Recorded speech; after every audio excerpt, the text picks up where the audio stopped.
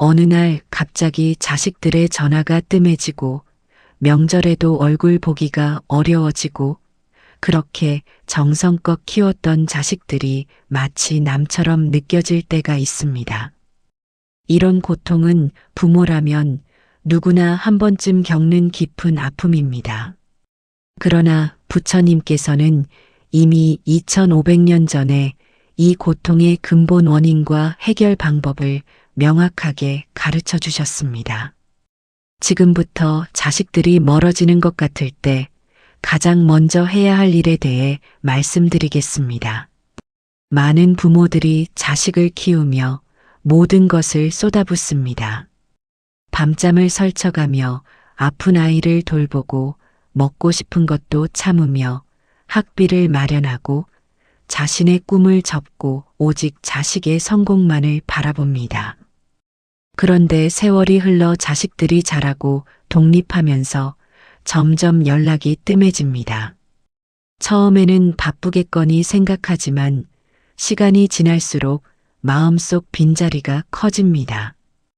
혹시 내가 뭘 잘못했나? 혹시 내가 부족한 부모였나 하는 자책감까지 밀려옵니다.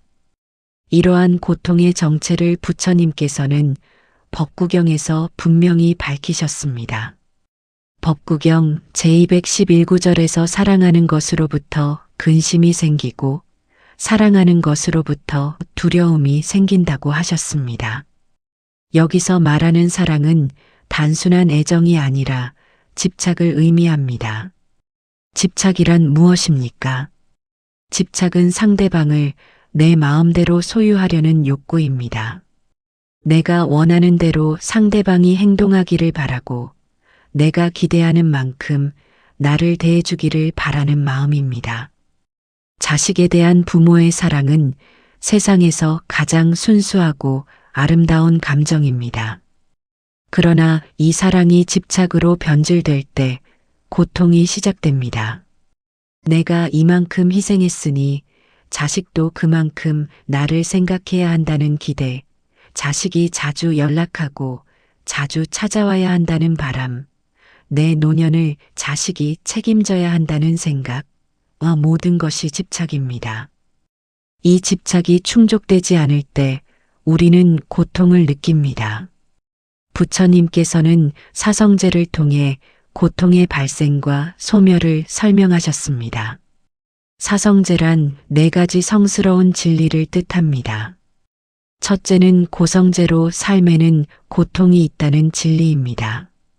둘째는 집성제로 고통에는 원인이 있다는 진리입니다. 셋째는 멸성제로 고통은 사라질 수 있다는 진리입니다. 넷째는 도성제로 고통을 사라지게 하는 방법이 있다는 진리입니다. 자식이 멀어지는 것에서 느끼는 고통을 사성제에 적용해 봅시다. 고통이 있습니다. 자식들이 예전만큼 자주 연락하지 않고 명절에도 짧게 들렀다가 가고 중요한 일을 나와 상의하지 않습니다. 이것이 고성제입니다. 그렇다면 이 고통의 원인은 무엇입니까? 자식이 변했기 때문입니까? 자식이 나쁜 사람이 되어서입니까? 아닙니다. 고통의 원인은 내 마음속에 있는 집착과 기대입니다. 이것이 집성제입니다. 자바함경에서 부처님께서는 모든 것은 변한다고 하셨습니다. 이를 재행무상이라고 합니다. 재행무상이란 모든 지어진 것은 변한다는 뜻입니다. 지어진 것이란 인연에 의해 생겨난 모든 현상을 말합니다. 자식과의 관계도 마찬가지입니다. 어린 시절 엄마 손을 꼭 잡고 다니던 아이가 자라서 독립하는 것은 자연스러운 변화입니다. 결혼하고 자기 가정을 꾸리며 바쁘게 살아가는 것도 당연한 과정입니다. 그러나 우리는 이 변화를 받아들이지 못합니다. 어린 시절의 그 친밀한 관계가 영원히 지속되기를 바랍니다. 자식이 항상 나를 첫 번째로 생각하고 모든 일을 나와 상의하고 내 곁에 머물기를 원합니다. 이것은 변하지 않는 것을 변하지 않는다고 착각하는 것입니다. 마치 봄꽃이 여름에도 피어 있기를 바라는 것과 같습니다. 따라서 자식이 멀어질 때 가장 먼저 해야 할 일은 내 마음속 집착을 들여다보는 것입니다. 나는 자식에게 무엇을 기대하고 있습니까? 일주일에 몇 번의 전화를 바라고 있습니까? 한 달에 몇 번의 방문을 원하고 있습니까? 명절에 며칠이나 함께 지내기를 바라고 있습니까? 이러한 기대를 하나하나 살펴보는 것이 첫걸음입니다. 금강경에서 부처님께서는 응무소주의 생기심이라고 하셨습니다. 이는 마땅히 머무는 바 없이 그 마음을 내라는 뜻입니다. 머무는 바 없다는 것은 어떤 대상에도 집착하지 않는다는 의미입니다. 자식이라는 대상에 집착하지 말고 자식이 나를 대하는 방식에 집착하지 말고 자식으로부터 받는 사랑에 집착하지 말라는 가르침입니다. 이 말씀이 자식을 사랑하지 말라는 뜻은 절대 아닙니다. 오히려 진정한 사랑을 하라는 가르침입니다. 집착이 섞이지 않은 순수한 사랑, 대가를 바라지 않는 무조건적인 사랑, 상대방의 행복을 진심으로 바라는 사랑을 하라는 것입니다. 자식이 자주 찾아오든 그렇지 않든, 연락을 자주 하든 그렇지 않든, 그것과 상관없이 자식의 행복을 바라는 마음이 진정한 사랑입니다. 법화경에서는 자비의 참뜻을 설명합니다. 자비란 남에게 즐거움을 주고 괴로움을 덜어주는 마음입니다. 자는 즐거움을 주는 것이고 비는 괴로움을 덜어주는 것입니다.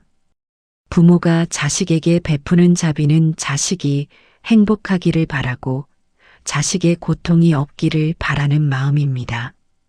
그런데 우리는 때때로 이 자비를 거래로 만듭니다. 내가 너에게 이만큼 주었으니 너도 나에게 그만큼 돌려줘야 한다는 계산이 들어가는 순간 자비는 사라지고 거래만 남습니다. 그러면 구체적으로 어떻게 해야 합니까? 첫째로 자식의 삶을 있는 그대로 인정해야 합니다.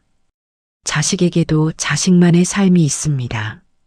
직장 생활에 스트레스가 있고 배우자와의 관계에서 신경 쓸 일이 있고 자기 자식을 키우느라 바쁜 일상이 있습니다.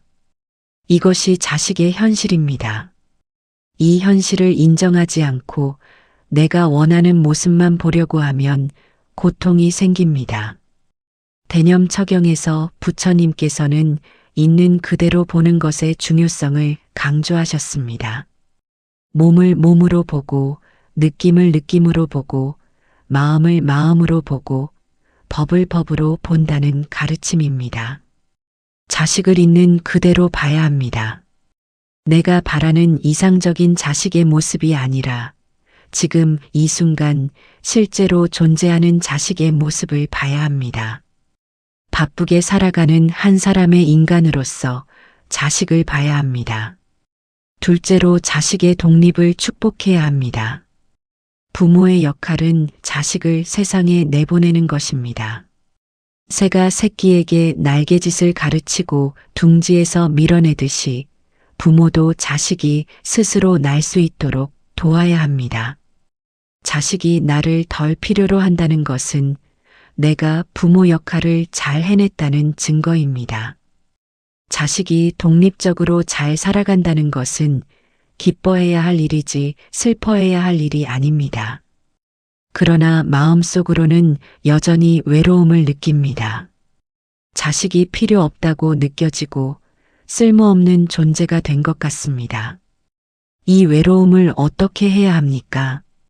여기서 부처님께서 가르치신 또 다른 중요한 진리가 등장합니다. 바로 무아입니다. 무아란 나라는 고정된 실체가 없다는 뜻입니다. 우리는 흔히 나는 누구누구의 엄마다, 나는 누구누구의 아빠다 하고 생각합니다. 자식과의 관계 속에서 나의 정체성을 찾습니다.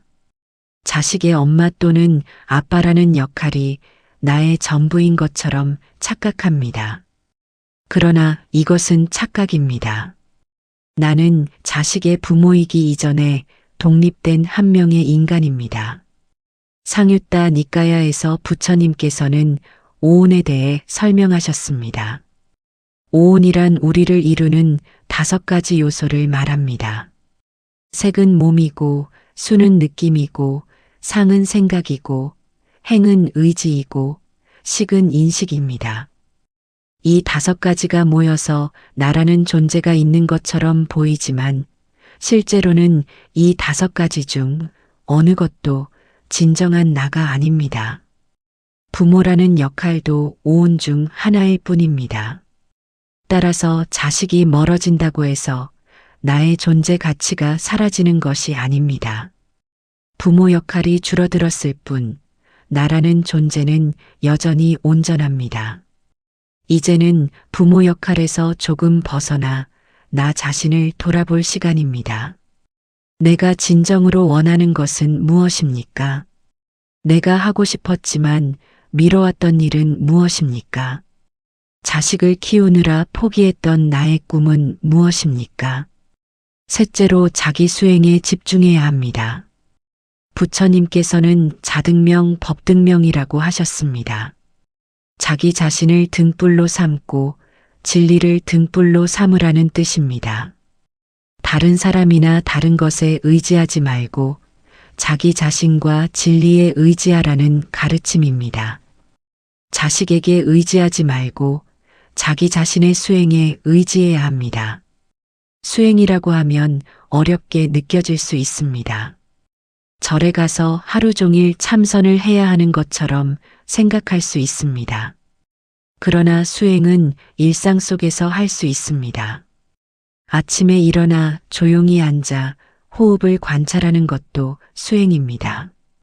걸으면서 발걸음 하나하나를 느끼는 것도 수행입니다. 밥을 먹으면서 음식의 맛을 온전히 느끼는 것도 수행입니다. 안반수의경에서 부처님께서는 호흡 관찰의 방법을 자세히 가르쳐 주셨습니다. 숨이 들어오는 것을 알고 숨이 나가는 것을 압니다. 긴 숨을 쉴 때 긴 숨을 쉰다는 것을 알고 짧은 숨을 쉴 때 짧은 숨을 쉰다는 것을 압니다.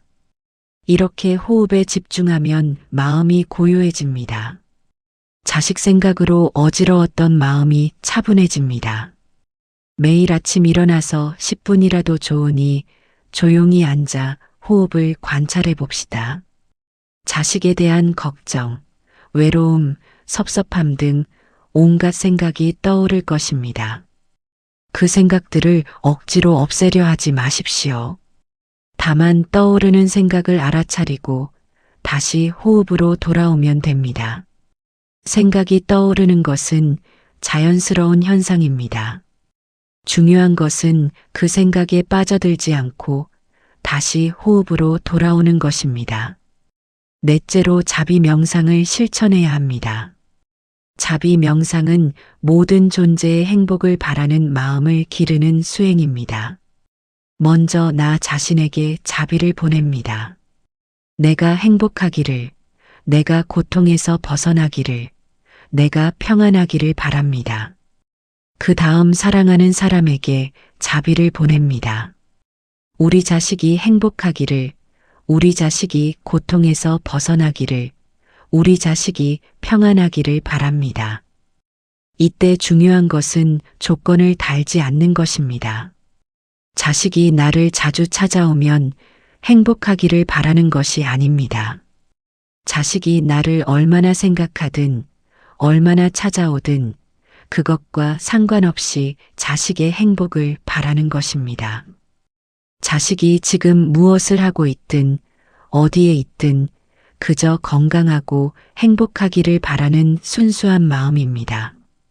메따 숫다에서 부처님께서는 자비의 마음을 어머니가 외아들을 사랑하듯이 모든 생명을 향해 베풀라고 하셨습니다.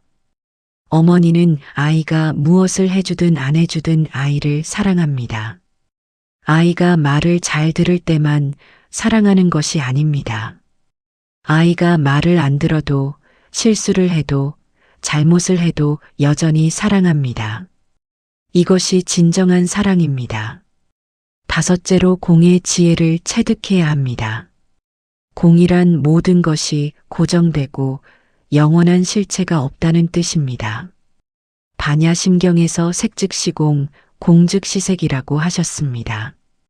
형태 있는 모든 것이 실체가 없고 실체가 없는 것이 형태로 나타난다는 의미입니다. 자식과의 관계도 마찬가지입니다. 영원히 변하지 않는 고정된 관계는 없습니다. 어린 시절에는 자식이 부모에게 전적으로 의지했습니다. 청소년기에는 부모로부터 독립하려고 애썼습니다. 성인이 되어서는 독립된 개인으로 살아갑니다. 노년에 이르면 다시 부모와 자식의 역할이 바뀔 수도 있습니다. 이 모든 변화가 자연스러운 과정입니다. 어느 한 시점의 관계를 영원한 것으로 착각하면 고통을 받습니다. 공의 지혜를 체득하면 집착에서 벗어날 수 있습니다. 자식이 멀어지는 것이 자식이 나를 사랑하지 않아서가 아니라는 것을 알게 됩니다. 다만 관계의 형태가 변하는 것일 뿐입니다. 매일 함께 있던 관계에서 가끔 연락하는 관계로 변하는 것일 뿐입니다. 형태는 변했지만 사랑은 여전히 있습니다. 다만 표현 방식이 다를 뿐입니다. 여섯째로 내려놓는 연습을 해야 합니다. 부처님께서는 뿌티수타에서 이 세상에서 내 것이라고 할 수 있는 것은 아무것도 없다고 하셨습니다. 자식도 결국 내 것이 아닙니다. 잠시 내 품에 머물렀다가 자기 길을 가는 독립된 존재입니다. 내가 낳았고 내가 키웠지만 자식의 인생은 자식의 것입니다. 내려놓는다는 것은 버린다는 뜻이 아닙니다. 사랑을 버리라는 것이 아닙니다. 집착을 내려놓으라는 것입니다. 자식이 이래야 한다, 저래야 한다는 기대를 내려놓으라는 것입니다. 자식이 내 뜻대로 살아야 한다는 욕심을 내려놓으라는 것입니다. 이렇게 내려놓으면 오히려 관계가 더 편안해집니다. 기대를 내려놓으면 실망도 줄어듭니다. 자식이 일주일에 한 번 전화한다고 기대했는데 전화가 없으면 실망합니다. 그러나 기대를 내려놓으면 전화가 올 때 그저 고마운 마음이 듭니다. 명절에 꼭 와야 한다고 기대했는데 못 오면 섭섭합니다. 그러나 기대를 내려놓으면 올 수 있을 때 오는 것만으로도 감사합니다. 일곱째로 감사하는 마음을 길러야 합니다. 자식이 지금 무엇을 해주지 않는가에 집중하지 말고 자식이 지금까지 무엇을 해주었는가를 생각해 봅시다. 건강하게 자라준 것만으로도 감사한 일입니다. 착한 사람으로 성장한 것만으로도 고마운 일입니다. 지금 바쁘게 살아가고 있다는 것은 자식이 열심히 살고 있다는 증거입니다. 감사 수행을 해봅시다. 매일 저녁 잠자리에 들기 전에 자식에 대해 감사한 일 3가지를 떠올려 봅시다. 작은 것도 좋습니다. 오늘 자식에게서 문자 한 통을 받았다면 그것도 감사한 일입니다. 자식이 건강하게 일하고 있다는 소식을 들었다면 그것도 감사한 일입니다. 자식이 자기 가정을 잘 꾸려가고 있다면 그것도 감사한 일입니다. 증이라 함경에서 부처님께서는 작은 것에 만족할 줄 아는 것이 큰 재산이라고 하셨습니다. 지족이라고 합니다. 지족이란 만족할 줄 아는 것입니다. 많은 것을 가졌어도 만족하지 못하면 가난한 사람이고 적은 것을 가졌어도 만족하면 부유한 사람입니다. 자식에게서 많은 것을 받으려 하지 말고 지금 받은 것에 만족해 봅시다. 여덟째로 다른 인연을 만들어야 합니다. 인생은 자식만이 전부가 아닙니다. 자식을 키우느라 미뤄두었던 나의 관심사를 찾아봅시다. 좋아하는 취미 활동을 해봅시다. 봉사 활동을 통해 다른 사람을 도와봅시다. 새로운 친구를 사귀어 봅시다. 이렇게 다양한 인연을 만들면 삶이 풍요로워집니다. 화엄경에서는 모든 것이 서로 연결되어 있다고 가르칩니다. 인드라망이라고 합니다. 거대한 그물에 무수한 구슬이 달려 있고 각각의 구슬이 서로를 비추고 있다는 비유입니다. 나도 이 거대한 인연의 그물 속에 있습니다. 자식과의 인연만이 아니라 무수히 많은 인연이 있습니다. 이웃과의 인연, 친구와의 인연, 자연과의 인연, 모든 생명과의 인연이 있습니다. 아홉째로 지금 이 순간을 살아야 합니다. 과거에 좋았던 시절을 그리워하지 마십시오. 자식이 어렸을 때는 좋았는데 하고 과거에 머물지 마십시오. 미래를 걱정하지도 마십시오. 나중에 나이 들면 자식이 돌봐줄까 하고 불안해하지 마십시오. 지금 이 순간에 집중하십시오. 사티파타나 숫다에서 부처님께서는 지금 이 순간에 깨어 있으라고 하셨습니다. 지금 걷고 있다면 걷는다는 것을 알고, 지금 앉아 있다면 앉아 있다는 것을 알고, 지금 먹고 있다면 먹는다는 것을 압니다. 과거에 머물지 않고, 미래를 걱정하지 않고, 지금 이 순간을 온전히 경험하는 것입니다. 지금 이 순간 당신은 무엇을 하고 있습니까? 건강하게 숨을 쉬고 있습니다. 따뜻한 햇살을 느끼고 있습니다. 맛있는 식사를 하고 있습니다. 이 모든 것이 감사한 일입니다. 자식이 옆에 있든 없든 지금 이 순간 살아있다는 것 자체가 기적입니다. 열째로 자식을 위한 진정한 기도를 해야 합니다. 자식이 나를 자주 찾아오게 해달라고 기도하지 마십시오. 그것은 나를 위한 기도입니다. 자식의 진정한 행복을 위해 기도하십시오. 자식이 건강하기를, 자식이 지혜롭기를, 자식이 자비로운 사람이 되기를, 자식이 고통 없이 살기를, 자식이 참된 행복을 찾기를 기도하십시오. 천수경에서는 모든 중생이 고통에서 벗어나기를 기원합니다. 자식도 무수한 중생 중 하나입니다. 내 자식만이 아니라 모든 사람의 자식이 행복하기를 바라는 마음으로 기도할 때 우리의 마음은 더 넓어지고 깊어집니다. 내 자식의 행복만 바라는 좁은 마음에서 벗어나 모든 생명의 행복을 바라는 큰 마음을 가지게 됩니다. 이 모든 가르침을 실천하는 것이 쉽지 않습니다. 오랜 세월 동안 자식에게 집착해왔기 때문에 하루아침에 내려놓기 어렵습니다. 그러나 조금씩 연습하면 됩니다. 완벽하게 하려고 하지 마십시오. 오늘 조금 덜 집착하면 됩니다. 어제보다 조금 덜 기대하면 됩니다.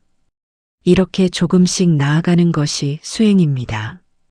부처님께서는 차제설법이라고 해서 단계적으로 가르침을 주셨습니다. 처음부터 어려운 것을 요구하지 않으셨습니다. 보시부터 시작해서 지계, 인욕, 정진, 선정, 지혜로 나아가셨습니다. 우리도 마찬가지입니다. 처음에는 하루에 10분만 명상해도 됩니다. 익숙해지면 20분, 30분으로 늘려가면 됩니다. 자식과의 관계에서도 마찬가지입니다. 처음에는 자식이 전화하지 않아도 섭섭해하지 않는 것부터 시작하면 됩니다. 익숙해지면 자식의 바쁜 삶을 이해하고 응원하게 됩니다. 더 나아가면 자식의 행복을 진심으로 기뻐할 수 있게 됩니다. 이것이 수행의 과정입니다.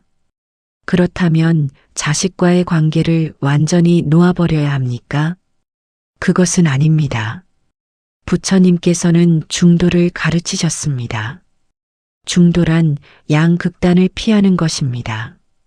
자식에게 지나치게 집착하는 것도 극단이고 자식을 완전히 무시하는 것도 극단입니다. 중도는 집착하지 않으면서도 사랑하는 것입니다. 자식을 사랑하되 집착하지 않습니다. 자식의 안부를 물어보되 간섭하지 않습니다. 자식을 도와주되 의존하지 않습니다. 자식과 함께 시간을 보내되 자식의 시간을 빼앗지 않습니다. 이렇게 균형을 잡는 것이 중도입니다. 자식이 연락을 하면 기쁘게 받되 연락이 없어도 마음을 어지럽히지 않습니다. 자식이 찾아오면 반갑게 맞이하되 오지 않아도 원망하지 않습니다. 자식이 고민을 털어놓으면 경청하되 말하지 않아도 억지로 캐묻지 않습니다. 이것이 집착 없는 사랑입니다. 이렇게 살아가다 보면 신기한 일이 일어납니다. 내가 자식에게 집착하지 않을수록 자식과의 관계가 더 편안해집니다. 내가 자식에게 기대하지 않을수록 자식이 더 편하게 다가옵니다. 내가 자식을 놓아줄수록 자식이 더 자주 생각납니다. 이것이 집착의 역설입니다. 집착은 상대방을 얽매고 나 자신도 얽매입니다. 그러나 집착을 놓으면 상대방도 자유롭고 나도 자유롭습니다. 이 자유로움 속에서 진정한 사랑이 흐릅니다. 부담 없이, 조건 없이 순수하게 서로를 아끼는 마음이 흐릅니다. 법구경 제276구절에서 부처님께서는 이렇게 말씀하셨습니다. 자신이 스스로 노력해야 한다고, 깨달음은 스스로 이루어야 한다고 하셨습니다. 자식이 나를 행복하게 해줄 것이라고 기대하지 마십시오.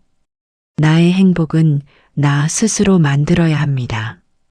자식에게서 위안을 찾지 말고 수행을 통해 내면의 평화를 찾아야 합니다.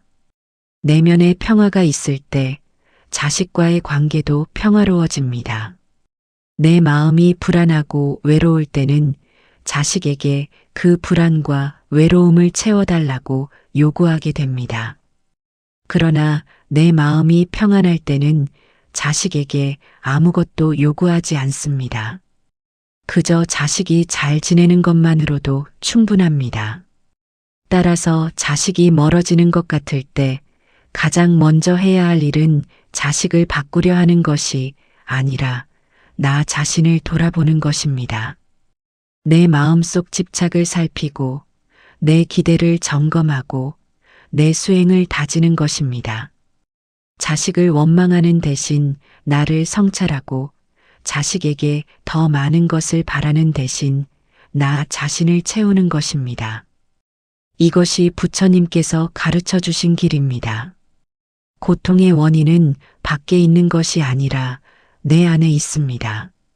자식이 나를 소홀히 해서 고통스러운 것이 아니라 내가 자식에게 집착하기 때문에 고통스러운 것입니다. 따라서 해결책도 밖에서 찾을 것이 아니라 안에서 찾아야 합니다. 자식이 더 자주 연락하게 만들 방법을 찾지 마십시오. 대신 연락이 없어도 평안할 수 있는 마음을 기르십시오. 자식이 더 자주 찾아오게 할 방법을 찾지 마십시오. 대신 찾아오지 않아도 외롭지 않을 수 있는 마음을 기르십시오. 이것이 근본적인 해결책입니다. 물론 이렇게 말하면 너무 냉정하게 느껴질 수 있습니다. 자식을 사랑하는데 어떻게 집착을 놓을 수 있습니까? 자식이 보고 싶은데 어떻게 외롭지 않을 수 있습니까? 이런 의문이 들 수 있습니다. 그러나 집착을 놓는다는 것은 사랑을 버린다는 뜻이 아닙니다. 오히려 더 깊고 진정한 사랑을 하는 것입니다.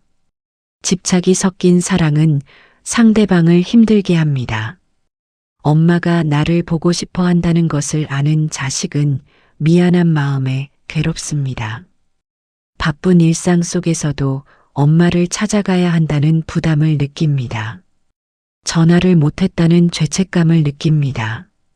이것은 자식을 사랑하는 것이 아니라 자식에게 짐을 지우는 것입니다. 그러나 집착 없는 사랑은 상대방을 자유롭게 합니다.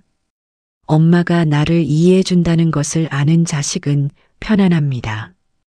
바쁠 때는 바쁜 대로 살고 여유가 생기면 자연스럽게 찾아갈 수 있습니다. 죄책감 없이, 부담 없이 진심으로 엄마를 만나러 갈 수 있습니다. 이것이 진정한 사랑입니다. 12연기에서 부처님께서는 인과의 법칙을 설명하셨습니다. 무명이 있으면 행이 생기고 행이 있으면 식이 생기고 이렇게 이어져서 결국 생로병사의 고통이 생긴다고 하셨습니다. 반대로 무명이 사라지면 행이 사라지고 행이 사라지면 식이 사라지고 이렇게 이어져서 결국 고통이 사라진다고 하셨습니다. 자식에 대한 집착도 마찬가지입니다. 무명 때문에 집착이 생깁니다. 무명이란 진리를 모르는 어리석음입니다. 모든 것이 변한다는 진리를 모르고 나라는 고정된 실체가 없다는 진리를 모르고 집착이 고통을 만든다는 진리를 모르기 때문에 자식에게 집착하게 됩니다. 그러나 이 진리를 깨닫고 무명이 사라지면 집착도 사라지고 집착이 사라지면 고통도 사라집니다.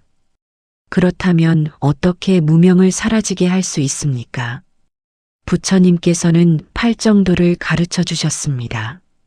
팔정도란 8가지 올바른 길입니다. 정견은 바르게 보는 것이고 정사유는 바르게 생각하는 것이고 정언은 바르게 말하는 것이고 정업은 바르게 행동하는 것이고 정명은 바르게 생활하는 것이고 정정지는 바르게 노력하는 것이고 정념은 바르게 기억하는 것이고 정정은 바르게 집중하는 것입니다. 자식과의 관계에 팔정도를 적용해 봅시다. 정견은 자식과의 관계를 있는 그대로 보는 것입니다. 자식이 멀어졌다고 착각하지 말고 다만 관계의 형태가 변했을 뿐이라는 것을 바르게 봅니다. 정사유는 자식에 대해 바르게 생각하는 것입니다. 자식이 나를 소홀히 한다고 생각하지 말고 자식이 자기 삶을 열심히 살고 있다고 생각합니다. 정언은 자식에게 바르게 말하는 것입니다. 언제 올 거냐, 왜 전화를 안 하냐 하고 원망하는 말을 하지 않습니다. 대신 건강하게 잘 지내라고 바쁘면 나는 괜찮으니 내일 열심히 하라고 말합니다. 정업은 자식에게 바르게 행동하는 것입니다. 자식이 찾아왔을 때 섭섭했던 마음을 표현하며 불편하게 만들지 않습니다.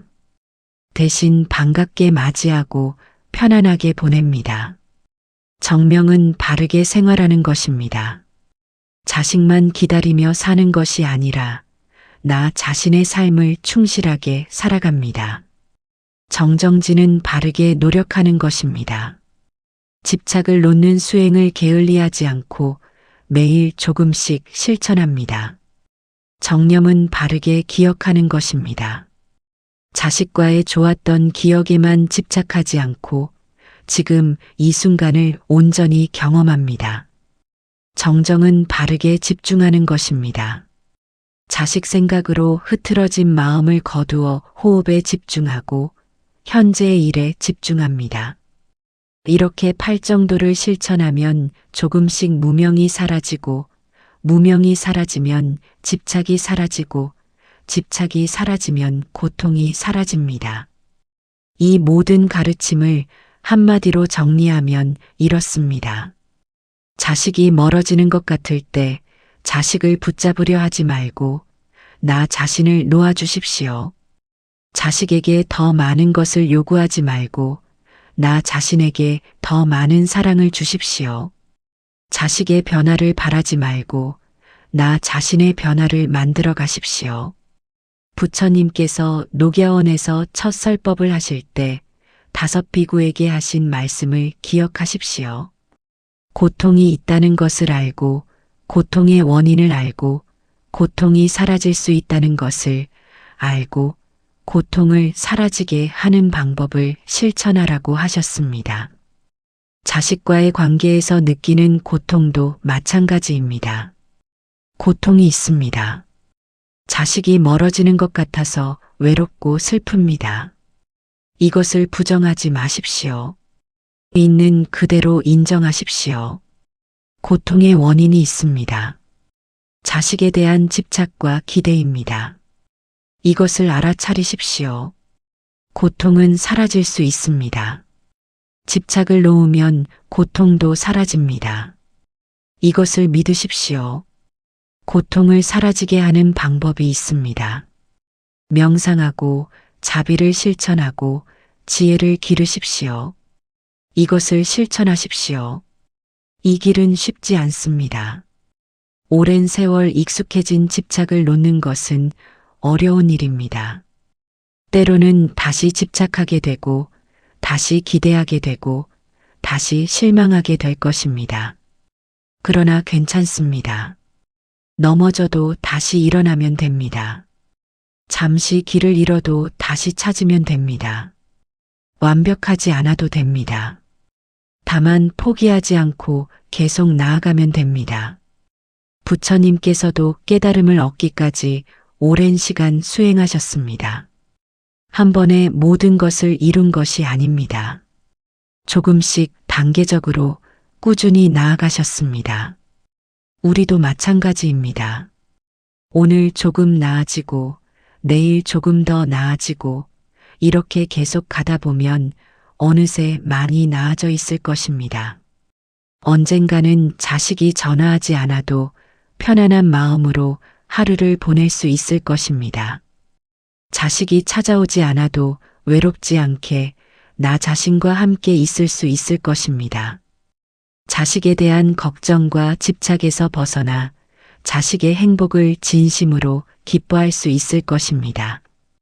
그때 당신은 진정으로 자유로운 사람이 될 것입니다. 그리고 그 자유로움 속에서 자식과의 관계도 새롭게 꽃필 것입니다. 집착이 사라진 자리에 순수한 사랑이 피어날 것입니다. 기대가 사라진 자리에 감사가 자랄 것입니다.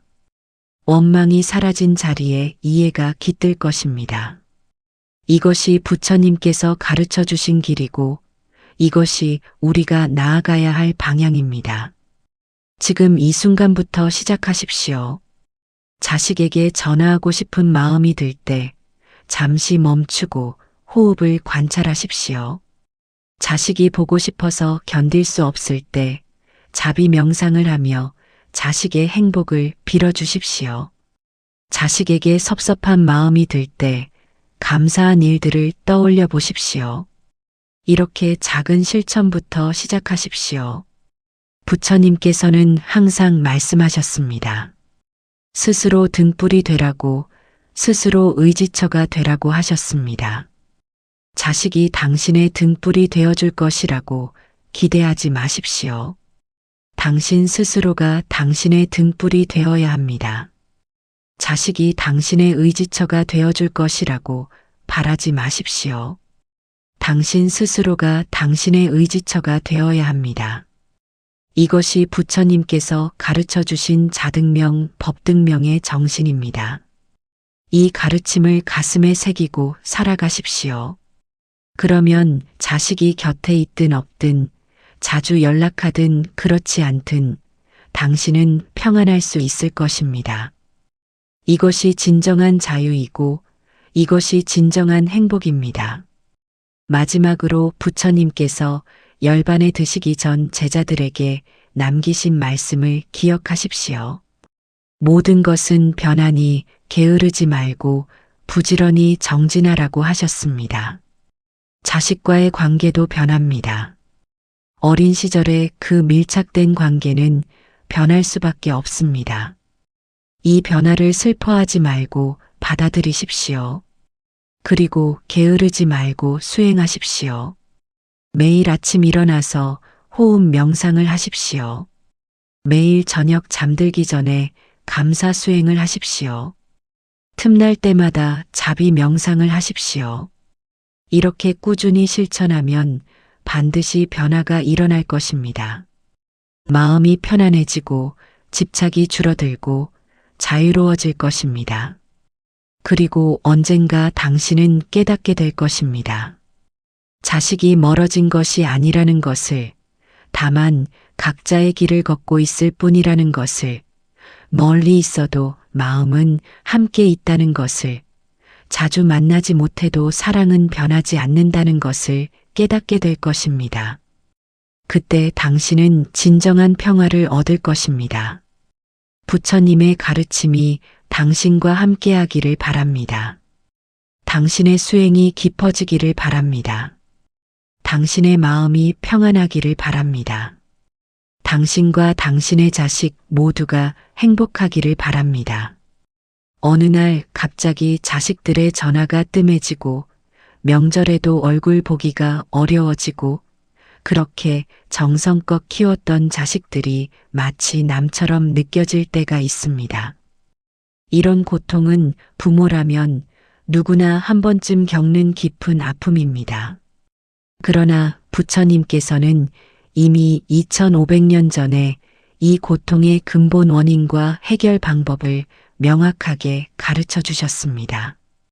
지금부터 자식들이 멀어지는 것 같을 때 가장 먼저 해야 할 일에 대해 말씀드리겠습니다. 많은 부모들이 자식을 키우며 모든 것을 쏟아붓습니다. 밤잠을 설쳐가며 아픈 아이를 돌보고 먹고 싶은 것도 참으며 학비를 마련하고 자신의 꿈을 접고 오직 자식의 성공만을 바라봅니다. 그런데 세월이 흘러 자식들이 자라고 독립하면서 점점 연락이 뜸해집니다. 처음에는 바쁘겠거니 생각하지만 시간이 지날수록 마음속 빈자리가 커집니다. 혹시 내가 뭘 잘못했나? 혹시 내가 부족한 부모였나 하는 자책감까지 밀려옵니다. 이러한 고통의 정체를 부처님께서는 법구경에서 분명히 밝히셨습니다. 법구경 제211구절에서 사랑하는 것으로부터 근심이 생기고 사랑하는 것으로부터 두려움이 생긴다고 하셨습니다. 여기서 말하는 사랑은 단순한 애정이 아니라 집착을 의미합니다. 집착이란 무엇입니까? 집착은 상대방을 내 마음대로 소유하려는 욕구입니다. 내가 원하는 대로 상대방이 행동하기를 바라고 내가 기대하는 만큼 나를 대해주기를 바라는 마음입니다.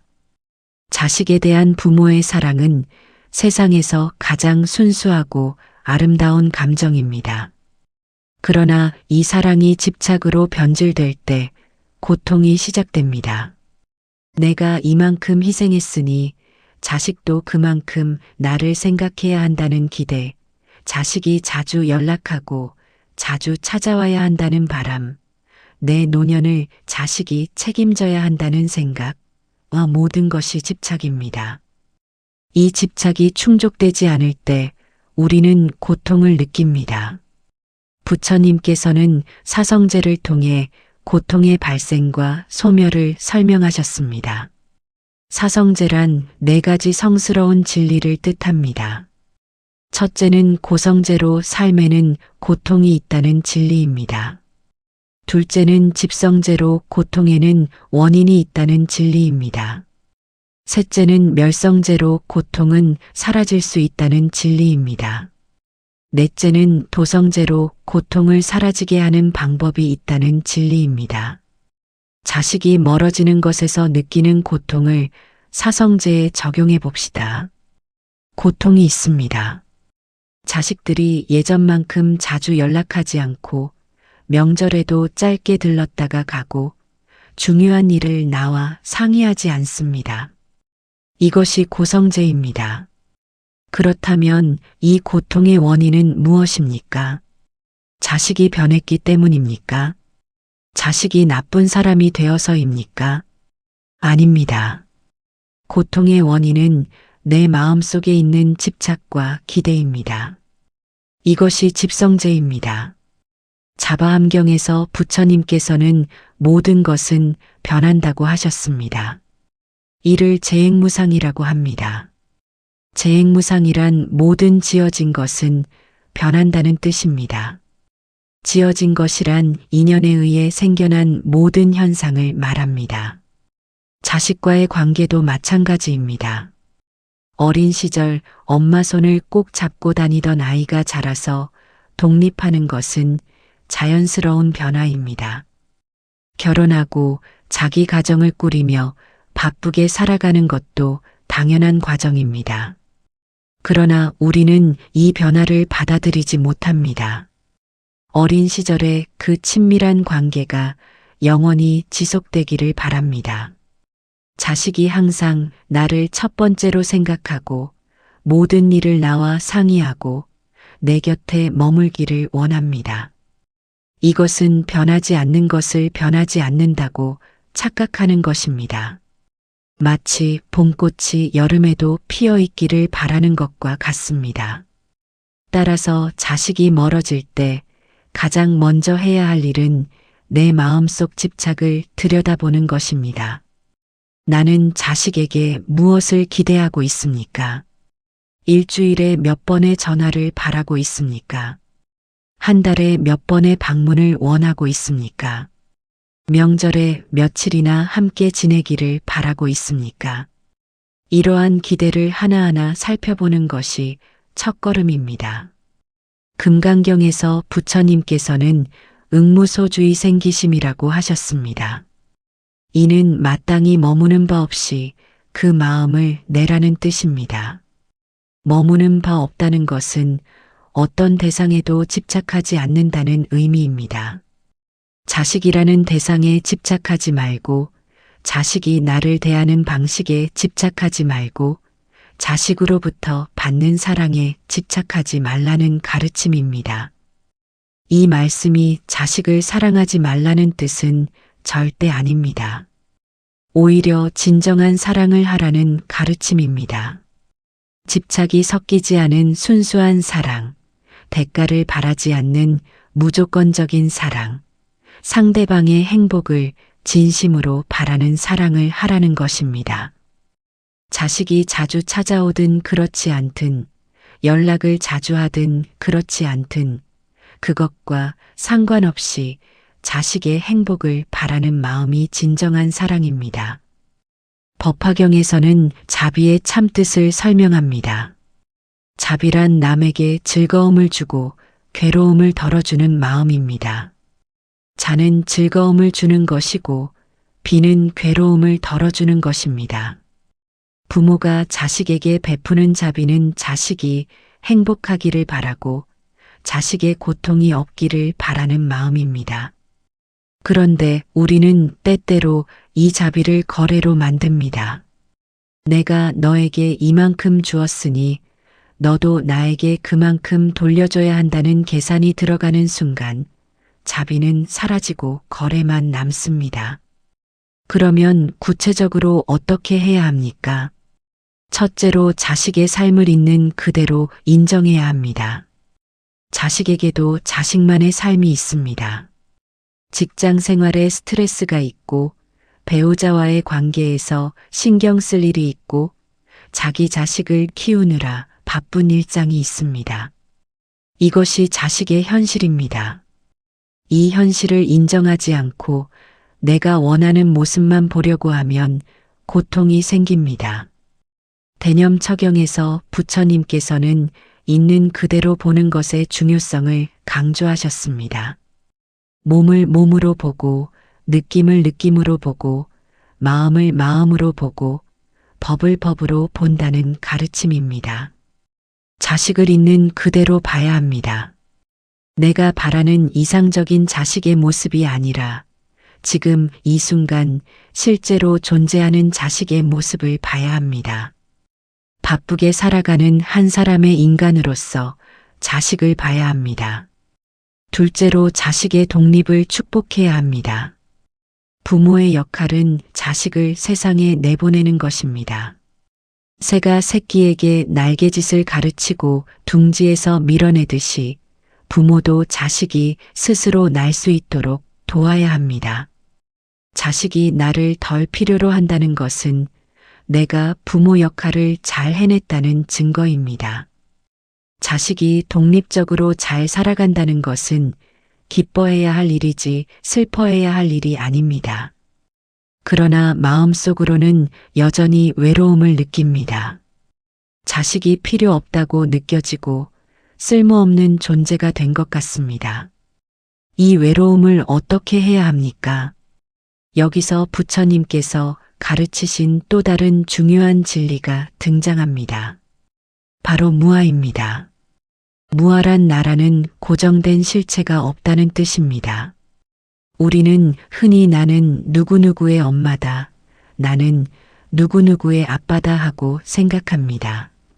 자식과의 관계 속에서 나의 정체성을 찾습니다. 자식의 엄마 또는 아빠라는 역할이 나의 전부인 것처럼 착각합니다. 그러나 이것은 착각입니다. 나는 자식의 부모이기 이전에 독립된 한 명의 인간입니다. 상유타 니까야에서 부처님께서는 오온에 대해 설명하셨습니다. 오온이란 우리를 이루는 5가지 요소를 말합니다. 색은 몸이고, 수는 느낌이고, 상은 생각이고, 행은 의지이고, 식은 인식입니다. 이 5가지가 모여서 나라는 존재가 있는 것처럼 보이지만 실제로는 이 5가지 중 어느 것도 진정한 나가 아닙니다. 부모라는 역할도 오온 중 하나일 뿐입니다. 따라서 자식이 멀어진다고 해서 나의 존재 가치가 사라지는 것이 아닙니다. 부모 역할이 줄어들었을 뿐 나라는 존재는 여전히 온전합니다. 이제는 부모 역할에서 조금 벗어나 나 자신을 돌아볼 시간입니다. 내가 진정으로 원하는 것은 무엇입니까? 내가 하고 싶었지만 미뤄왔던 일은 무엇입니까? 자식을 키우느라 포기했던 나의 꿈은 무엇입니까? 셋째로 자기 수행에 집중해야 합니다. 부처님께서는 자등명 법등명이라고 하셨습니다. 자기 자신을 등불로 삼고 진리를 등불로 삼으라는 뜻입니다. 다른 사람이나 다른 것에 의지하지 말고 자기 자신과 진리에 의지하라는 가르침입니다. 자식에게 의지하지 말고 자기 자신의 수행에 의지해야 합니다. 수행이라고 하면 어렵게 느껴질 수 있습니다. 절에 가서 하루 종일 참선을 해야 하는 것처럼 생각할 수 있습니다. 그러나 수행은 일상 속에서 할 수 있습니다. 아침에 일어나 조용히 앉아 호흡을 관찰하는 것도 수행입니다. 걸으면서 발걸음 하나하나를 느끼는 것도 수행입니다. 밥을 먹으면서 음식의 맛을 온전히 느끼는 것도 수행입니다. 안반수의경에서 부처님께서는 호흡 관찰의 방법을 자세히 가르쳐 주셨습니다. 숨이 들어오는 것을 알고 숨이 나가는 것을 압니다. 긴 숨을 쉴 때 긴 숨을 쉰다는 것을 알고 짧은 숨을 쉴 때 짧은 숨을 쉰다는 것을 압니다. 이렇게 호흡에 집중하면 마음이 고요해집니다. 자식 생각으로 어지러웠던 마음이 차분해집니다. 매일 아침 일어나서 10분이라도 좋으니 조용히 앉아 호흡을 관찰해 봅시다. 자식에 대한 걱정, 외로움, 섭섭함 등 온갖 생각이 떠오를 것입니다. 그 생각들을 억지로 없애려 하지 마십시오. 다만 떠오르는 생각을 알아차리고 다시 호흡으로 돌아오면 됩니다. 생각이 떠오르는 것은 자연스러운 현상입니다. 중요한 것은 그 생각에 빠져들지 않고 다시 호흡으로 돌아오는 것입니다. 넷째로 자비 명상을 실천해야 합니다. 자비 명상은 모든 존재의 행복을 바라는 마음을 기르는 수행입니다. 먼저 나 자신에게 자비를 보냅니다. 내가 행복하기를, 내가 고통에서 벗어나기를, 내가 평안하기를 바랍니다. 그 다음 사랑하는 사람에게 자비를 보냅니다. 우리 자식이 행복하기를, 우리 자식이 고통에서 벗어나기를, 우리 자식이 평안하기를 바랍니다. 이때 중요한 것은 조건을 달지 않는 것입니다. 자식이 나를 자주 찾아오면 행복하기를 바라는 것이 아닙니다. 자식이 나를 얼마나 생각하든, 얼마나 찾아오든, 그것과 상관없이 자식의 행복을 바라는 것입니다. 자식이 지금 무엇을 하고 있든, 어디에 있든, 그저 건강하고 행복하기를 바라는 순수한 마음입니다. 맺다 숫다에서 부처님께서는 자비의 마음을 어머니가 외아들을 사랑하듯이 모든 생명을 향해 베풀라고 하셨습니다. 어머니는 아이가 무엇을 해주든 안 해주든 아이를 사랑합니다. 아이가 말을 잘 들을 때만 사랑하는 것이 아닙니다. 아이가 말을 안 들어도 실수를 해도 잘못을 해도 여전히 사랑합니다. 이것이 진정한 사랑입니다. 다섯째로 공의 지혜를 체득해야 합니다. 공이란 모든 것이 고정되고 영원한 실체가 없다는 뜻입니다. 반야심경에서 색즉시공, 공즉시색이라고 하셨습니다. 형태 있는 모든 것이 실체가 없고 실체가 없는 것이 형태로 나타난다는 의미입니다. 자식과의 관계도 마찬가지입니다. 영원히 변하지 않는 고정된 관계는 없습니다. 어린 시절에는 자식이 부모에게 전적으로 의지했습니다. 청소년기에는 부모로부터 독립하려고 애썼습니다. 성인이 되어서는 독립된 개인으로 살아갑니다. 노년에 이르면 다시 부모와 자식의 역할이 바뀔 수도 있습니다. 이 모든 변화가 자연스러운 과정입니다. 어느 한 시점의 관계를 영원한 것으로 착각하면 고통을 받습니다. 공의 지혜를 체득하면 집착에서 벗어날 수 있습니다. 자식이 멀어지는 것이 자식이 나를 사랑하지 않아서가 아니라는 것을 알게 됩니다. 다만 관계의 형태가 변하는 것일 뿐입니다. 매일 함께 있던 관계에서 가끔 연락하는 관계로 변하는 것일 뿐입니다. 형태는 변했지만 사랑은 여전히 있습니다. 다만 표현 방식이 다를 뿐입니다. 여섯째로 내려놓는 연습을 해야 합니다. 부처님께서는 뿌띠숫다에서 이 세상에서 내 것이라고 할 수 있는 것은 아무것도 없다고 하셨습니다. 자식도 결국 내 것이 아닙니다. 잠시 내 품에 머물렀다가 자기 길을 가는 독립된 존재입니다. 내가 낳았고 내가 키웠지만 자식의 인생은 자식의 것입니다. 내려놓는다는 것은 버린다는 뜻이 아닙니다.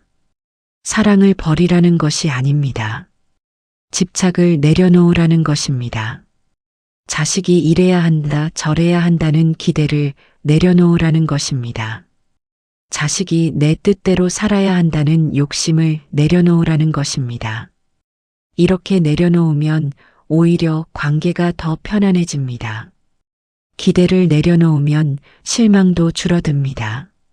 자식이 일주일에 한 번 전화한다고 기대했는데 전화가 없으면 실망합니다. 그러나 기대를 내려놓으면 전화가 올 때 그저 고마운 마음이 듭니다. 명절에 꼭 와야 한다고 기대했는데 못 오면 섭섭합니다. 그러나 기대를 내려놓으면 올 수 있을 때 오는 것만으로도 감사합니다. 일곱째로 감사하는 마음을 길러야 합니다. 자식이 지금 무엇을 해주지 않는가에 집중하지 말고 자식이 지금까지 무엇을 해주었는가를 생각해 봅시다. 건강하게 자라준 것만으로도 감사한 일입니다. 착한 사람으로 성장한 것만으로도 고마운 일입니다. 지금 바쁘게 살아가고 있다는 것은 자식이 열심히 살고 있다는 증거입니다. 감사 수행을 해봅시다. 매일 저녁 잠자리에 들기 전에 자식에 대해 감사한 일 3가지를 떠올려 봅시다. 작은 것도 좋습니다. 오늘 자식에게서 문자 한 통을 받았다면 그것도 감사한 일입니다. 자식이 건강하게 일하고 있다는 소식을 들었다면 그것도 감사한 일입니다. 자식이 자기 가정을 잘 꾸려가고 있다면 그것도 감사한 일입니다. 증이라 함경에서 부처님께서는 작은 것에 만족할 줄 아는 것이 큰 재산이라고 하셨습니다. 지족이라고 합니다. 지족이란 만족할 줄 아는 것입니다. 많은 것을 가졌어도 만족하지 못하면 가난한 사람이고 적은 것을 가졌어도 만족하면 부유한 사람입니다. 자식에게서 많은 것을 받으려 하지 말고 지금 받은 것에 만족해 봅시다. 8째로 다른 인연을 만들어야 합니다. 인생은 자식만이 전부가 아닙니다. 자식을 키우느라 미뤄두었던 나의 관심사를 찾아봅시다. 좋아하는 취미 활동을 해봅시다. 봉사 활동을 통해 다른 사람을 도와봅시다. 새로운 친구를 사귀어 봅시다. 이렇게 다양한 인연을 만들면 삶이 풍요로워집니다. 화엄경에서는 모든 것이 서로 연결되어 있다고 가르칩니다. 인드라망이라고 합니다. 거대한 그물에 무수한 구슬이 달려 있고 각각의 구슬이 서로를 비추고 있다는 비유입니다.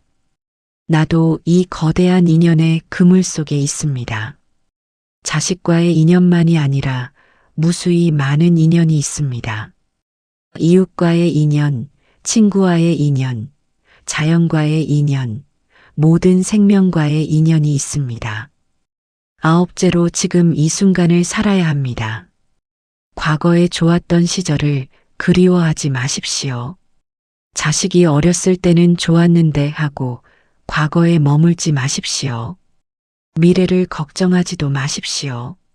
나중에 나이 들면 자식이 돌봐줄까 하고 불안해하지 마십시오. 지금 이 순간에 집중하십시오. 사티파타나 숫다에서 부처님께서는 지금 이 순간에 깨어 있으라고 하셨습니다. 지금 걷고 있다면 걷는다는 것을 알고, 지금 앉아 있다면 앉아 있다는 것을 알고, 지금 먹고 있다면 먹는다는 것을 압니다. 과거에 머물지 않고, 미래를 걱정하지 않고, 지금 이 순간을 온전히 경험하는 것입니다.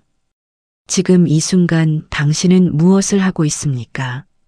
건강하게 숨을 쉬고 있습니다. 따뜻한 햇살을 느끼고 있습니다. 맛있는 식사를 하고 있습니다. 이 모든 것이 감사한 일입니다.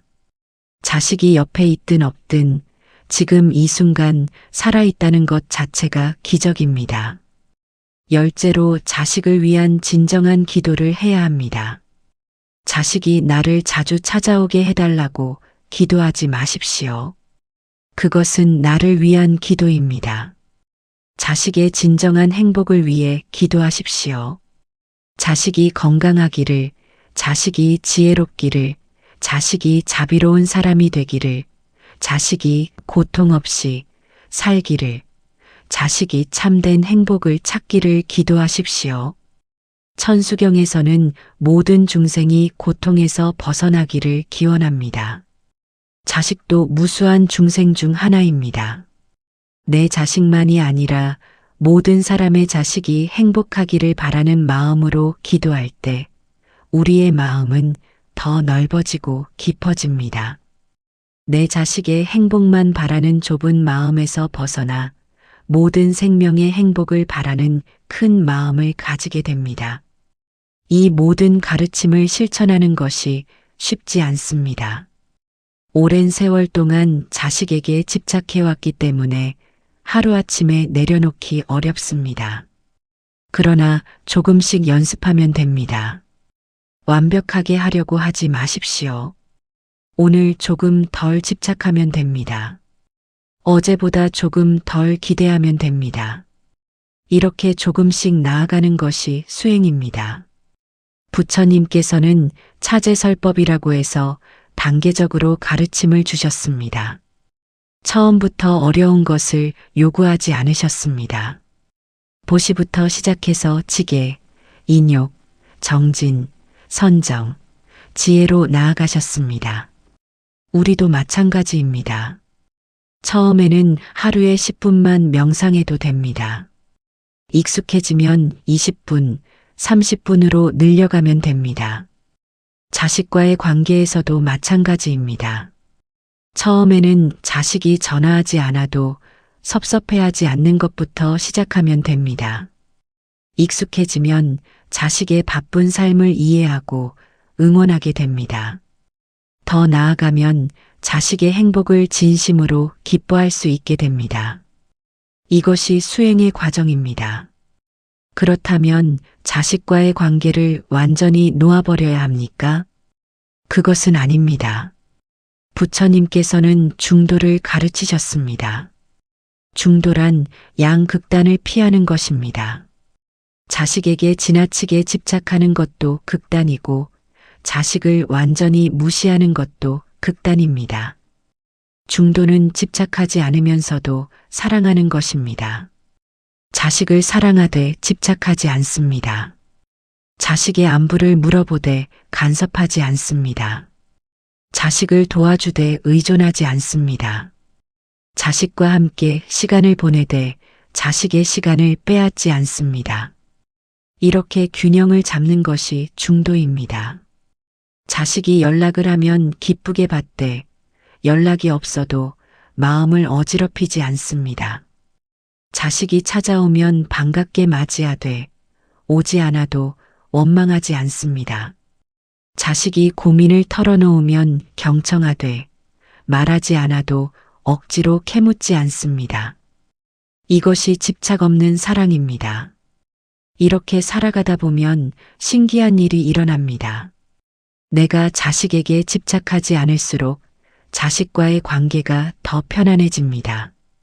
내가 자식에게 기대하지 않을수록 자식이 더 편하게 다가옵니다. 내가 자식을 놓아줄수록 자식이 더 자주 생각납니다. 이것이 집착의 역설입니다. 집착은 상대방을 얽매고 나 자신도 얽매입니다. 그러나 집착을 놓으면 상대방도 자유롭고 나도 자유롭습니다. 이 자유로움 속에서 진정한 사랑이 흐릅니다. 부담 없이, 조건 없이 순수하게 서로를 아끼는 마음이 흐릅니다. 법구경 제276구절에서 부처님께서는 이렇게 말씀하셨습니다. 자신이 스스로 노력해야 한다고, 깨달음은 스스로 이루어야 한다고 하셨습니다. 자식이 나를 행복하게 해줄 것이라고 기대하지 마십시오. 나의 행복은 나 스스로 만들어야 합니다. 자식에게서 위안을 찾지 말고 수행을 통해 내면의 평화를 찾아야 합니다. 내면의 평화가 있을 때 자식과의 관계도 평화로워집니다. 내 마음이 불안하고 외로울 때는 자식에게 그 불안과 외로움을 채워달라고 요구하게 됩니다. 그러나 내 마음이 평안할 때는 자식에게 아무것도 요구하지 않습니다. 그저 자식이 잘 지내는 것만으로도 충분합니다. 따라서 자식이 멀어지는 것 같을 때 가장 먼저 해야 할 일은 자식을 바꾸려 하는 것이 아니라 나 자신을 돌아보는 것입니다. 내 마음속 집착을 살피고 내 기대를 점검하고 내 수행을 다지는 것입니다. 자식을 원망하는 대신 나를 성찰하고 자식에게 더 많은 것을 바라는 대신 나 자신을 채우는 것입니다. 이것이 부처님께서 가르쳐 주신 길입니다. 고통의 원인은 밖에 있는 것이 아니라 내 안에 있습니다. 자식이 나를 소홀히 해서 고통스러운 것이 아니라 내가 자식에게 집착하기 때문에 고통스러운 것입니다. 따라서 해결책도 밖에서 찾을 것이 아니라 안에서 찾아야 합니다. 자식이 더 자주 연락하게 만들 방법을 찾지 마십시오. 대신 연락이 없어도 평안할 수 있는 마음을 기르십시오. 자식이 더 자주 찾아오게 할 방법을 찾지 마십시오. 대신 찾아오지 않아도 외롭지 않을 수 있는 마음을 기르십시오. 이것이 근본적인 해결책입니다. 물론 이렇게 말하면 너무 냉정하게 느껴질 수 있습니다. 자식을 사랑하는데 어떻게 집착을 놓을 수 있습니까? 자식이 보고 싶은데 어떻게 외롭지 않을 수 있습니까? 이런 의문이 들 수 있습니다. 그러나 집착을 놓는다는 것은 사랑을 버린다는 뜻이 아닙니다. 오히려 더 깊고 진정한 사랑을 하는 것입니다. 집착이 섞인 사랑은 상대방을 힘들게 합니다. 엄마가 나를 보고 싶어 한다는 것을 아는 자식은 미안한 마음에 괴롭습니다. 바쁜 일상 속에서도 엄마를 찾아가야 한다는 부담을 느낍니다. 전화를 못했다는 죄책감을 느낍니다. 이것은 자식을 사랑하는 것이 아니라 자식에게 짐을 지우는 것입니다. 그러나 집착 없는 사랑은 상대방을 자유롭게 합니다. 엄마가 나를 이해해 준다는 것을 아는 자식은 편안합니다. 바쁠 때는 바쁜 대로 살고 여유가 생기면 자연스럽게 찾아갈 수 있습니다. 죄책감 없이, 부담 없이 진심으로 엄마를 만나러 갈 수 있습니다. 이것이 진정한 사랑입니다. 12연기에서 부처님께서는 인과의 법칙을 설명하셨습니다. 무명이 있으면 행이 생기고 행이 있으면 식이 생기고 이렇게 이어져서 결국 생로병사의 고통이 생긴다고 하셨습니다. 반대로 무명이 사라지면 행이 사라지고 행이 사라지면 식이 사라지고 이렇게 이어져서 결국 고통이 사라진다고 하셨습니다. 자식에 대한 집착도 마찬가지입니다. 무명 때문에 집착이 생깁니다. 무명이란 진리를 모르는 어리석음입니다. 모든 것이 변한다는 진리를 모르고 나라는 고정된 실체가 없다는 진리를 모르고 집착이 고통을 만든다는 진리를 모르기 때문에 자식에게 집착하게 됩니다. 그러나 이 진리를 깨닫고 무명이 사라지면 집착도 사라지고 집착이 사라지면 고통도 사라집니다. 그렇다면 어떻게 무명을 사라지게 할 수 있습니까? 부처님께서는 팔정도를 가르쳐 주셨습니다. 팔정도란 8가지 올바른 길입니다. 정견은 바르게 보는 것이고 정사유는 바르게 생각하는 것이고 정언은 바르게 말하는 것이고 정업은 바르게 행동하는 것이고 정명은 바르게 생활하는 것이고 정정지는 바르게 노력하는 것이고 정념은 바르게 기억하는 것이고 정정은 바르게 집중하는 것입니다. 자식과의 관계의 팔정도를 적용해 봅시다. 정견은 자식과의 관계를 있는 그대로 보는 것입니다. 자식이 멀어졌다고 착각하지 말고 다만 관계의 형태가 변했을 뿐이라는 것을 바르게 봅니다. 정사유는 자식에 대해 바르게 생각하는 것입니다. 자식이 나를 소홀히 한다고 생각하지 말고 자식이 자기 삶을 열심히 살고 있다고 생각합니다. 정언은 자식에게 바르게 말하는 것입니다. 언제 올 거냐, 왜 전화를 안 하냐 하고 원망하는 말을 하지 않습니다. 대신 건강하게 잘 지내라고 바쁘면 나는 괜찮으니 내일 열심히 하라고 말합니다. 정업은 자식에게 바르게 행동하는 것입니다. 자식이 찾아왔을 때 섭섭했던 마음을 표현하며 불편하게 만들지 않습니다. 대신 반갑게 맞이하고 편안하게 보냅니다. 정명은 바르게 생활하는 것입니다. 자식만 기다리며 사는 것이 아니라 나 자신의 삶을 충실하게 살아갑니다. 정정지는 바르게 노력하는 것입니다. 집착을 놓는 수행을 게을리하지 않고 매일 조금씩 실천합니다. 정념은 바르게 기억하는 것입니다. 자식과의 좋았던 기억에만 집착하지 않고 지금 이 순간을 온전히 경험합니다. 정정은 바르게 집중하는 것입니다. 자식 생각으로 흐트러진 마음을 거두어 호흡에 집중하고 현재의 일에 집중합니다. 이렇게 팔정도를 실천하면 조금씩 무명이 사라지고, 무명이 사라지면 집착이 사라지고, 집착이 사라지면 고통이 사라집니다. 이 모든 가르침을 한마디로 정리하면 이렇습니다.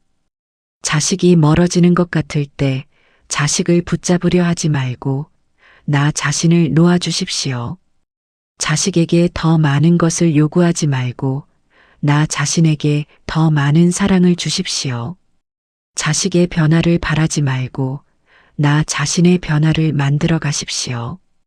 부처님께서 녹야원에서 첫 설법을 하실 때 5 비구에게 하신 말씀을 기억하십시오. 고통이 있다는 것을 알고 고통의 원인을 알고 고통이 사라질 수 있다는 것을 알고 고통을 사라지게 하는 방법을 실천하라고 하셨습니다. 자식과의 관계에서 느끼는 고통도 마찬가지입니다. 고통이 있습니다. 자식이 멀어지는 것 같아서 외롭고 슬픕니다. 이것을 부정하지 마십시오. 있는 그대로 인정하십시오. 고통의 원인이 있습니다. 자식에 대한 집착과 기대입니다. 이것을 알아차리십시오. 고통은 사라질 수 있습니다. 집착을 놓으면 고통도 사라집니다. 이것을 믿으십시오. 고통을 사라지게 하는 방법이 있습니다. 명상하고 자비를 실천하고 지혜를 기르십시오. 이것을 실천하십시오. 이 길은 쉽지 않습니다. 오랜 세월 익숙해진 집착을 놓는 것은 어려운 일입니다. 때로는 다시 집착하게 되고 다시 기대하게 되고 다시 실망하게 될 것입니다. 그러나 괜찮습니다. 넘어져도 다시 일어나면 됩니다. 잠시 길을 잃어도 다시 찾으면 됩니다. 완벽하지 않아도 됩니다. 다만 포기하지 않고 계속 나아가면 됩니다. 부처님께서도 깨달음을 얻기까지 오랜 시간 수행하셨습니다. 한 번에 모든 것을 이룬 것이 아닙니다. 조금씩 단계적으로 꾸준히 나아가셨습니다. 우리도 마찬가지입니다. 오늘 조금 나아지고 내일 조금 더 나아지고 이렇게 계속 가다 보면 어느새 많이 나아져 있을 것입니다. 언젠가는 자식이 전화하지 않아도 편안한 마음으로 하루를 보낼 수 있을 것입니다. 자식이 찾아오지 않아도 외롭지 않게 나 자신과 함께 있을 수 있을 것입니다. 자식에 대한 걱정과 집착에서 벗어나 자식의 행복을 진심으로 기뻐할 수 있을 것입니다. 그때 당신은 진정으로 자유로운 사람이 될 것입니다. 그리고 그 자유로움 속에서 자식과의 관계도 새롭게 꽃필 것입니다. 집착이 사라진 자리에 순수한 사랑이 피어날 것입니다. 기대가 사라진 자리에 감사가 자랄 것입니다. 원망이 사라진 자리에 이해가 깃들 것입니다. 이것이 부처님께서 가르쳐 주신 길이고 이것이 우리가 나아가야 할 방향입니다. 지금 이 순간부터 시작하십시오. 자식에게 전화하고 싶은 마음이 들 때 잠시 멈추고 호흡을 관찰하십시오. 자식이 보고 싶어서 견딜 수 없을 때 자비 명상을 하며 자식의 행복을 빌어주십시오. 자식에게 섭섭한 마음이 들 때 감사한 일들을 떠올려 보십시오. 이렇게 작은 실천부터 시작하십시오. 부처님께서는 항상 말씀하셨습니다. 스스로 등불이 되라고, 스스로 의지처가 되라고 하셨습니다. 자식이 당신의 등불이 되어줄 것이라고 기대하지 마십시오. 당신 스스로가 당신의 등불이 되어야 합니다. 자식이 당신의 의지처가 되어줄 것이라고 바라지 마십시오. 당신 스스로가 당신의 의지처가 되어야 합니다. 이것이 부처님께서 가르쳐 주신 자등명, 법등명의 정신입니다. 이 가르침을 가슴에 새기고 살아가십시오. 그러면 자식이 곁에 있든 없든, 자주 연락하든 그렇지 않든, 당신은 평안할 수 있을 것입니다. 이것이 진정한 자유이고, 이것이 진정한 행복입니다. 마지막으로 부처님께서 열반에 드시기 전 제자들에게 남기신 말씀을 기억하십시오. 모든 것은 변하니 게으르지 말고 부지런히 정진하라고 하셨습니다. 자식과의 관계도 변합니다. 어린 시절의 그 밀착된 관계는 변할 수밖에 없습니다. 이 변화를 슬퍼하지 말고 받아들이십시오. 그리고 게으르지 말고 수행하십시오. 매일 아침 일어나서 호흡 명상을 하십시오. 매일 저녁 잠들기 전에 감사 수행을 하십시오. 틈날 때마다 자비 명상을 하십시오. 이렇게 꾸준히 실천하면 반드시 변화가 일어날 것입니다. 마음이 편안해지고 집착이 줄어들고 자유로워질 것입니다. 그리고 언젠가 당신은 깨닫게 될 것입니다. 자식이 멀어진 것이 아니라는 것을, 다만 각자의 길을 걷고 있을 뿐이라는 것을, 멀리 있어도 마음은 함께 있다는 것을, 자주 만나지 못해도 사랑은 변하지 않는다는 것을 깨닫게 될 것입니다. 그때 당신은 진정한 평화를 얻을 것입니다. 부처님의 가르침이 당신과 함께하기를 바랍니다. 당신의 수행이 깊어지기를 바랍니다. 당신의 마음이 평안하기를 바랍니다. 당신과 당신의 자식 모두가 행복하기를 바랍니다.